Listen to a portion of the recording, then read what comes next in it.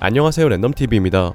최근 원피스 1044화가 공개되고 원피스의 결말이 메타픽션이라는 가설이 주목받고 있는데요. 저 또한 최근에 메타픽션 가설을 소개하며 상당히 흥미로운 가설이라 생각했었습니다. 이에 많은 시청자분들은 메타픽션에 대해 다뤄달라 요청하셨고, 그래서 이번 영상에서는 메타픽션에 관한 내용과 원피스의 결말까지 한번 추측해보겠습니다. 현재 뜨거운 감자로 떠오르고 있는 가설 메타픽션. 여기서 메타픽션은 만화의 등장인물들이 작화 속 세계가 픽션이라고 인지하는 설정입니다. 즉 메타픽션 가설은 원피스 결말쯤에서 루피는 물론이고 데비보 원피스를 찾은 밀짚모자적단은 원피스 세계가 만화 속 세상을 깨닫게 된다는 가설인데요. 이렇게 원피스 독자들이 메타픽션 가설을 주장하는 이유는 루피의 각성 능력이 고무의 몸에 더 강한 완력과 자유자재로 변형시켜 자신이 공상한 대로 싸우는 가장 어이없는 능력이라고 밝혀진 것과 현재 루피의 전투가 서양의 카툰식 개그 만화로 연출되어 능력 그 자체가 만화적인 카툰 능력이 됐기 때문인데요. 또한 루피의 전투를 본 카이도가 마치 동화를 보는 것 같다는 대사와 야마토, 카이도가 말하길 루피가 새하얗게 변했다는 떡밥은 일본 만화가 대부분 무채색이기 때문에 원피스의 결말을 메타픽션으로 추측하고 있습니다. 그리고 최근 원피스 매거진에서 루피가 그림을 그리고 있는 일러스트가 공개됐다는 점에서 메타픽션이라는 가설에 힘을 실어주고 있습니다. 이러한 정황으로 독자들이 생각하는 원피스 결말은 데비브 원피스가 종이 한 장이라는 뜻을 가진 원피스 단행본 원피스 만화책으로 해적왕 골디로저는 원피스 세계가 만화 속 세상인 것과 자신이 1화에 죽는 것에 어이없어 웃었다는 결말인데요. 이로써 골디로저가 말한 이 세상의 전부는 정말 말 그대로 원피스 세계인 만화 속 전부로 DL 쪽은 드로잉의 일족이라고 합니다. 저는 이 가설을 봤을 때 상당히 흥미로운 가설로 참신하다고 생각했지만 개인적으로 메타픽션 결말이면 감동의 원피스 결말을 보기 위해 연재 25년 동안 꾸준히 챙겨본 독자들이 허무할 수도 있다고 생각합니다. 하지만 지금까지 원피스 작중 대사를 보면 데비보 원피스가 원피스 단행본일 가능성은 적은데요.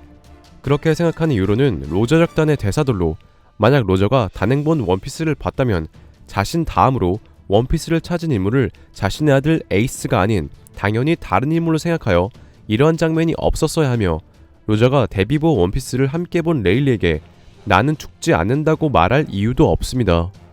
그리고 로저가 자수하여 대적 시대를 계획한 의도 또한 원피스 단행본을 같이 봤다면 알아야 하는 내용이지만 로저 작단 단원들은 전혀 모르던 눈치였기 때문에 메타픽션 결말은 작화 스토리와 맞지 않은 부분이 많은데요.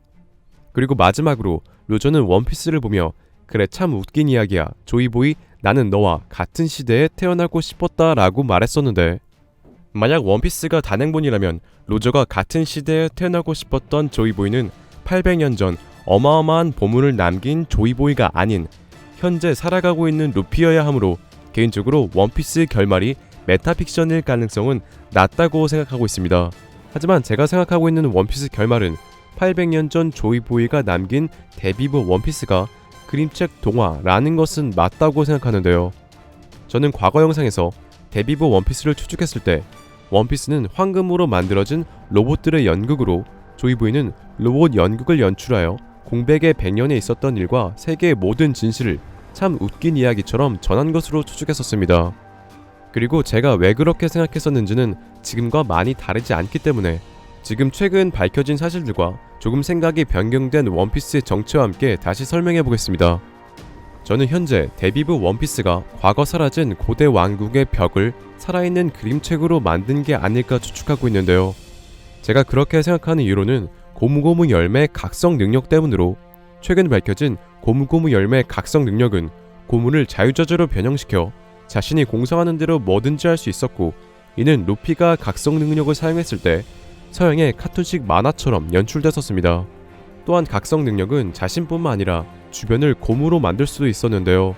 이러한 정황으로 800년 전 조이보이는 자신이 만든 왕국의 벽들을 고무로 만들어 공상한 대로 자유자재로 변형시켜 공백의 100년에 일어난 일을 카툰과 비슷하게 살아있는 그림책처럼 만든 게 아닐까요?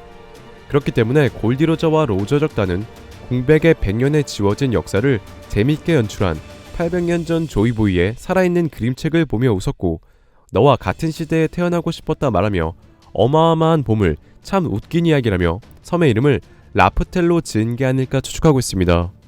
그리고 이러한 이유로 최근 원피스 매거진에서 공개된 루피가 그림을 그리는 일러스트 또한 루피가 그린 밀짚 모자 적단 그림이 단순한 그림이 아닌 도화지를 벗어나 마치 살아있는 것처럼 연출된 게 아닐까요? 이렇게 저의 추측대로 데뷔부 원피스가 고무로 된 살아있는 그림책이라면 많은 시청자분들은 800년 전 능력자가 죽었는데 어떻게 능력이 계속 유지할 수 있냐 생각할 수 있는데요. 하지만 최근 칸주로의 능력과 원념으로 만들어진 불의역의 카즌보는 칸주로가 죽었음에도 계속 능력을 유지할 수 있었습니다. 또한 해군 원수 자리를 놓고 벌어진 사카츠키와 쿠잔의 싸움으로 치열한 전투 때문에 펑크 해저드의 기운은 중앙의 호수를 경계로 한쪽은 활화산이 끊임없이 분화하는 불타는 땅이며 반대쪽은 눈이 끊임없이 내리는 빙산이 있는 곳으로 변했고 열매 영향으로 펑크 하자드는 기후를 바꿀 수 있었는데요. 그리고 펑크 하자드의 사례는 능력자가 아직 죽지 않았기 때문에 가능하다고 생각할 수 있는데 원피스 세계에서는 번개가 계속 치는 라이징 섬, 모든 동물 식물들이 길어진 롱링롱 랜드 등 악마 열매 영향으로 생긴 곳으로 보이는 이상한 섬들이 많았기 때문에 800년 전 조이보이가 죽었음에도 능력은 계속 유지할 수 있었던 것으로 생각하고 있습니다. 그리고 로저는 원피스를 보고 어마어마한 보물이라고 말했고 원피스 작가 오다이치로 또한 데뷔부 원피스는 가상의 존재가 아닌 큰 보물이라 인터뷰했었는데요. 저는 이러한 정황으로 개인적으로 미지의 섬 라프텔은 고대 왕국 그 자체로 조이보이의 고대 왕국은 황금으로 이루어진 자야의 황금 도시 샨도라와 비슷하게 에메랄드로 이루어진 도시가 아닌가 추측하고 있는데요. 제가 그렇게 생각한 이유는 베라미가 언급한 대사 때문으로 베라미는 과거 해적이 꿈꾸던 시대는 이제 끝났다며 황금양, 에메랄드 도시, 데뷔부 원피스라고 언급했고 이 중 황금양은 존재했으며 원피스는 존재한다고 알려졌는데 에메랄드 도시는 이 언급이 처음이자 마지막이었습니다. 또한 최근에 태양의 신 니카의 모티브가 남미 마야 문명, 태양의 신 아킨의 스펠링을 반대로 한 니카인 것과 자야의 황금 도시 샨도라의 건축물이 마야 문명과 비슷한 것으로 이들은 남아메리카 문명을 모티브로 한 것으로 생각되는데 실제로 남아메리카는 황금이 많이 나와서 황금 도시 엘도라도가 존재한다고 알려졌는데요. 이와 비슷하게 에메랄드 또한 남아메리카가 주산지인데 이러한 이유로 800년 전 사라진 고대 왕국과 관련 있는 자야의 샨도라가 황금 도시인 것과 비슷하게 고대 왕국은 에메랄드 도시가 아닌가 생각되네요. 그리고 에메랄드 도시는 오즈의 마법사에 나오는 도시로 저는 과거 라프텔의 정체 일부에서 국토 끌어당기기 전설 마인 오즈의 조상이 자야의 왼쪽 눈에 있었던 에메랄드 도시 고대 왕국을 끌어 숨길 수 있게 도와줬다고 추측한 적이 있었는데요. 이런 모든 정황으로 미지의 섬 라프텔은 800년 전 오즈의 도움으로 숨긴 고대 왕국으로 고대 왕국의 도시는 에메랄드로 이루어졌으며 그렇기 때문에 과거 사람들은 에메랄드 도시로 불렀고 조이보이는 사라진 역사의 한 조각 원피스를 각성 능력으로 주변을 고무로 만들어 자신이 공상한 대로 장난스럽게 카툰식 살아있는 그림책 마치 동화처럼 연출한 게 아닐까요? 그렇기 때문에 로저 작가는 라프텔에서 공백의 100년이란 D의 1족이란 고대병기란 등 세계의 모든 것을 알 수 있었고 800년 전 조이보이는 리오포네그리프 9개를 만들어 공백의 100년의 진짜 역사의 일부분을 남겼었는데 하나를 잇는 데뷔보 원피스는 조이보이가 남긴 동화, 즉 역사의 한 조각이기에 이를 봐야지만 이야기가 하나로 이어져 조이보이의 웃긴 이야기가 완성되는 게 아닐까 생각되네요.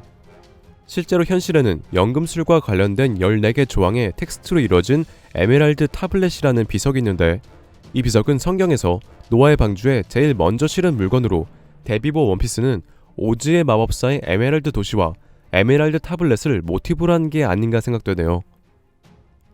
오늘의 영상은 여기까지입니다. 시청해주셔서 감사합니다.